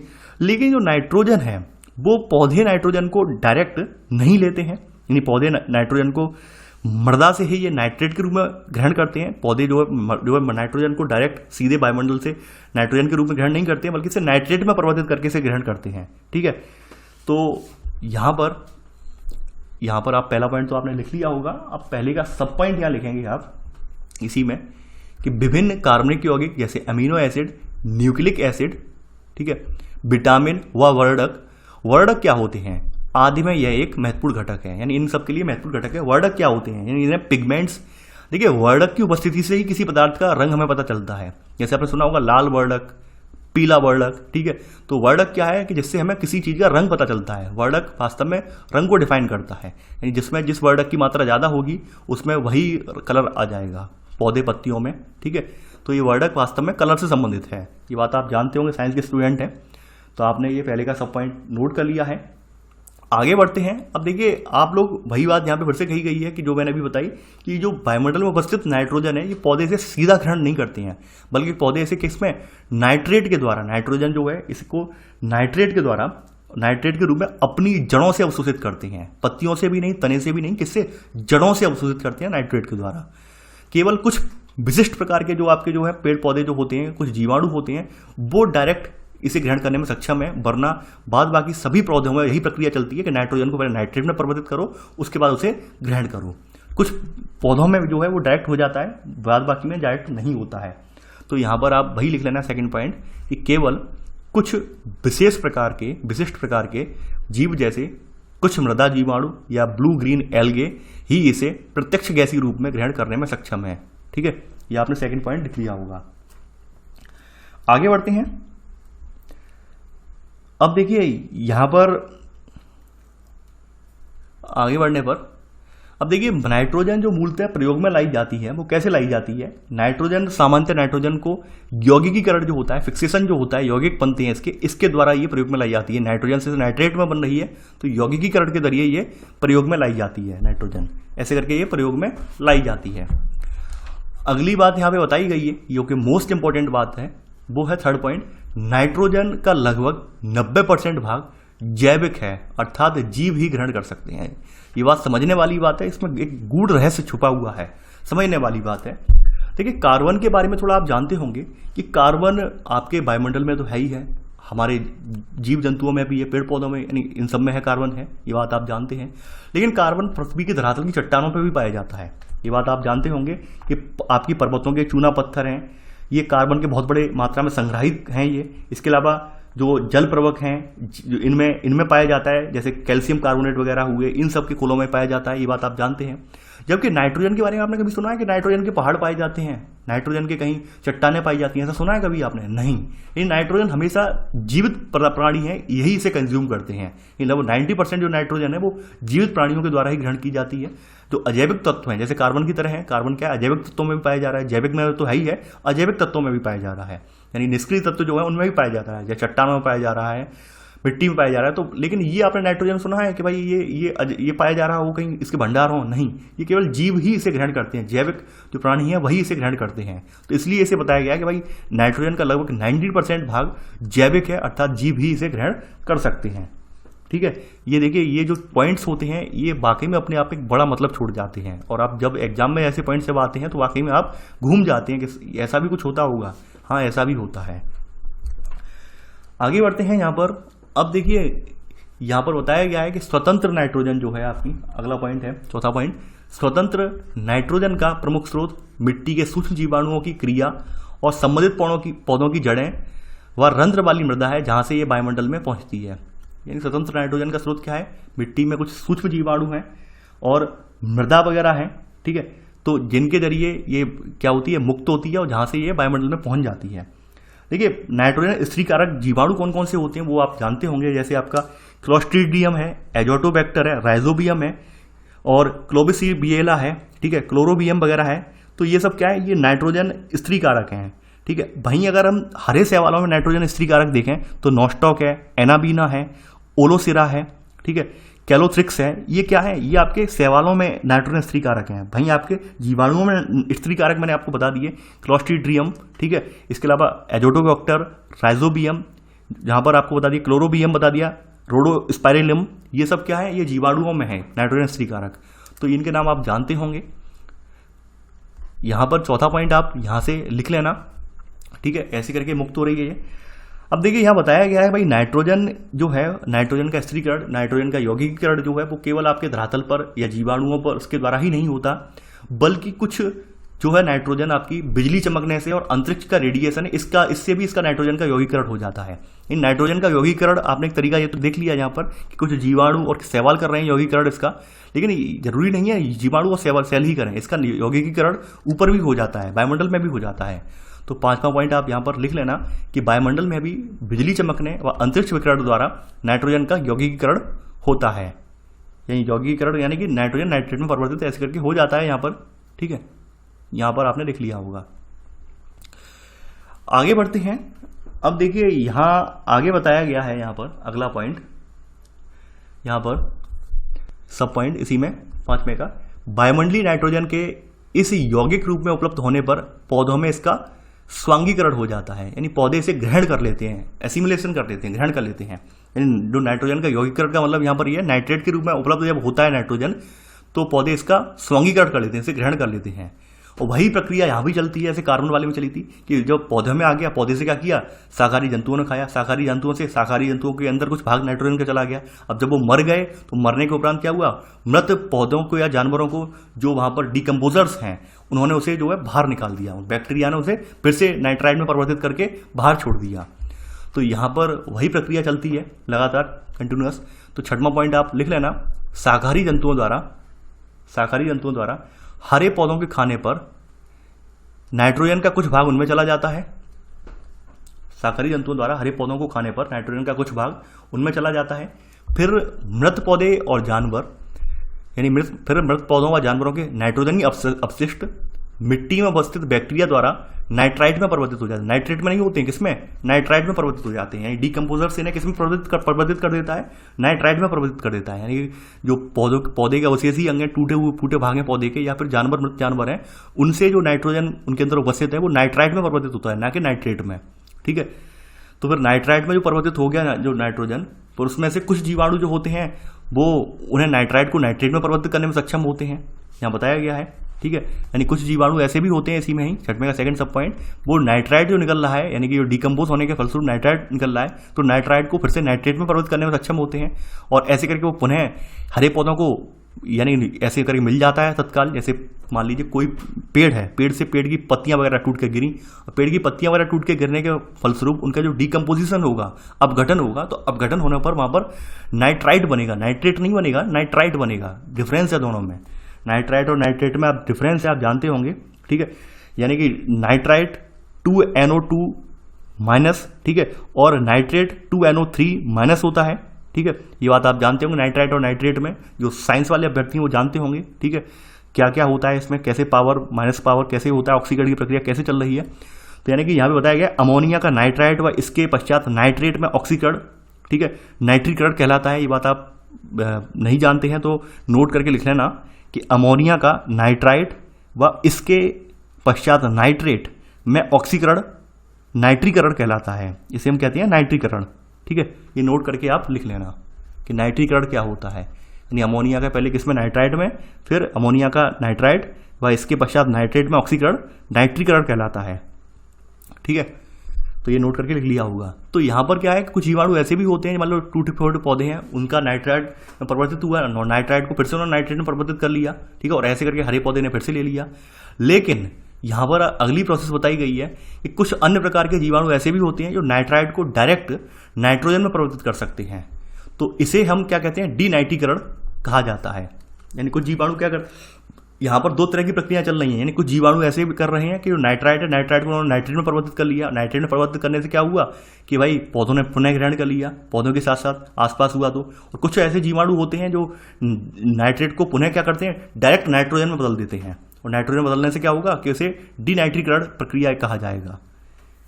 तो आपने ये लिख लिया होगा 7वां पॉइंट। तो ऐसे करके आपका जो है आपका नाइट्रोजन चक्र ये आपका पूरा हो जाता है, ठीक है। आगे बढ़ते हैं। अब देखिए अगली जो हेडिंग है, 5वीं हेडिंग, ये है आपकी खनिज चक्र।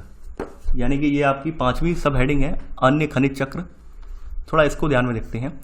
खनिज का मतलब आप जानते होंगे, खनिज कैसे पदार्थ हैं, अकार्बनिक पदार्थ होते हैं। यानी खनिज पदार्थ प्राथमिक तौर पर जो है ये अकार्बनिक पदार्थ हैं।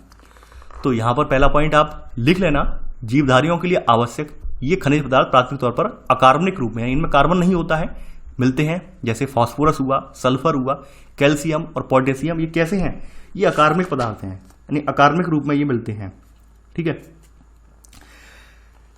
आगे बढ़ते हैं। अब देखिए ये जो लवण है, ये वास्तव में जो लवण जो होते हैं ये जो जल है, जल में घुलनशील होते हैं, यानी ये घुलनशील लवणों के रूप में मिट्टी में या झील में अथवा नदियों के समुद्री जल में ये पाए जाते हैं।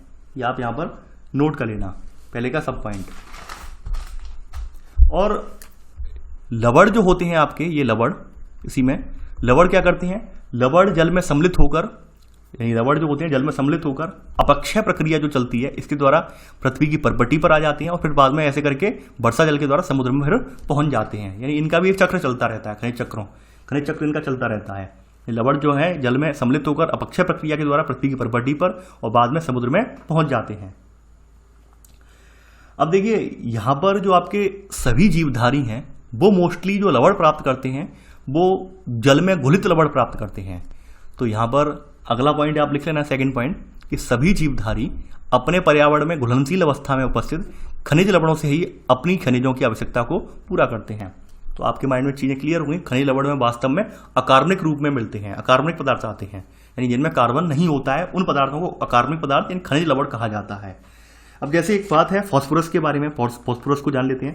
देखिए फास्फोरस को पौधे मृदा से अपनी जड़ों द्वारा ऑर्थोफॉस्फेट के रूप में ग्रहण करते हैं। ठीक है, यानी किसके रूप में, ऑर्थोफॉस्फेट के रूप में पौधे से ग्रहण करते हैं। फास्फोरस को भी डायरेक्ट ग्रहण नहीं करते हैं बल्कि इसे ऑर्थोफॉस्फेट के रूप में इसे जो है ग्रहण करते हैं। ठीक है, ये आप लिख लेना, ऑर्थोफॉस्फेट के रूप में ग्रहण करते हैं, यानी फास्फोरस को पौधे मृदा से अपनी जड़ों द्वारा ऑर्थोफॉस्फेट के रूप में ग्रहण करते हैं। आगे बढ़ते हैं। अब देखिए यहां तक आपका जो जैव भू रासायनिक चक्र था तो वो आपका पूरा हो गया। किस तरह से जैव भू रासायनिक चक्र चल रहा है, किस तरह से हम चीजें ले रहे हैं, ग्रहण कर रहे हैं, किस तरह से छोड़ रहे हैं वातावरण में, तो पूरा साइकिल चलता जा रहा है। अब देखिए अगली जो हेडिंग है ये है पारिस्थितिकी संतुलन, इकोलॉजिकल बैलेंस। ये क्या होता है इसके बारे में जानना अत्यंत आवश्यक है हमारे लिए।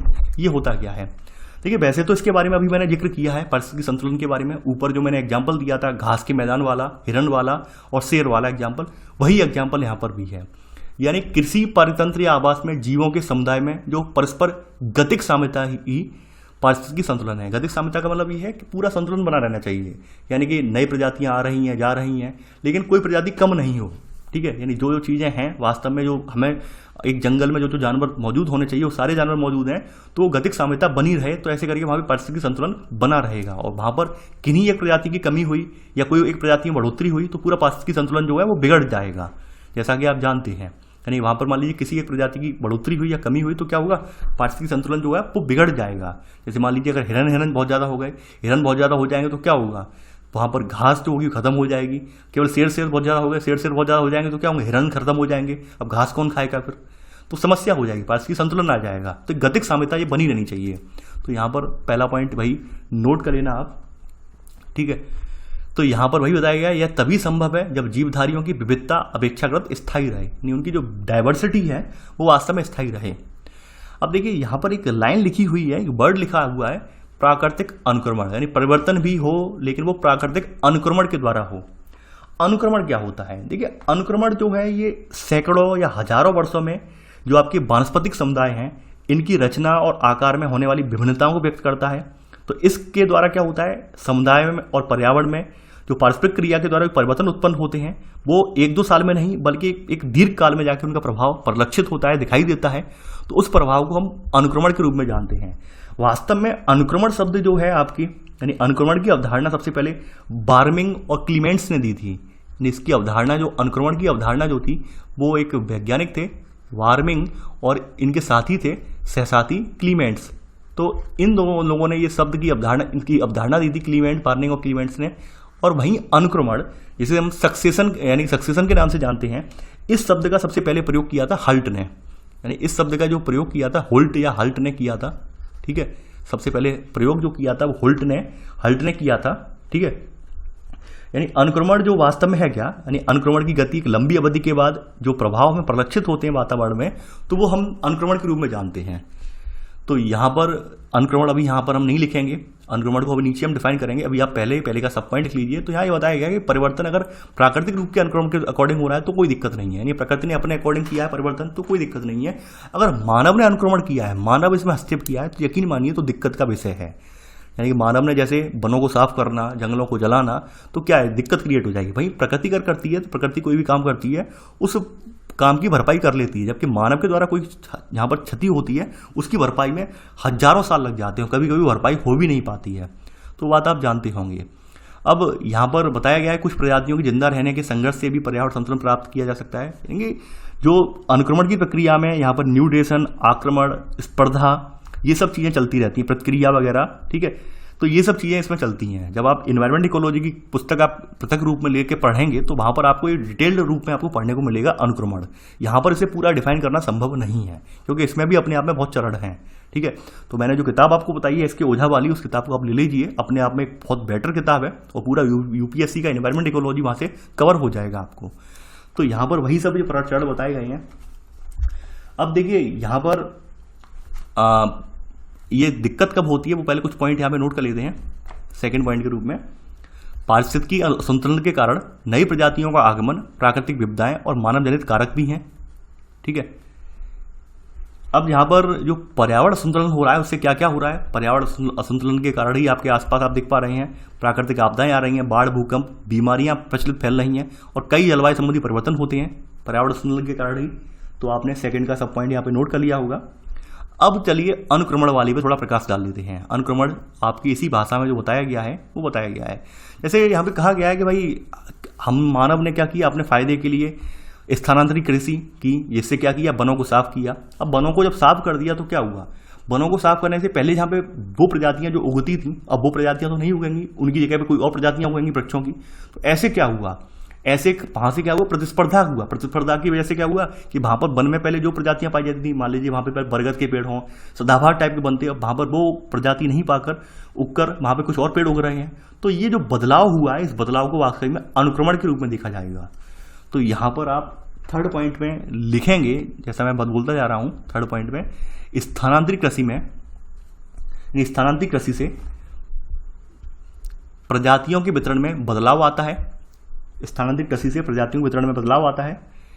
प्रतिस्पर्धा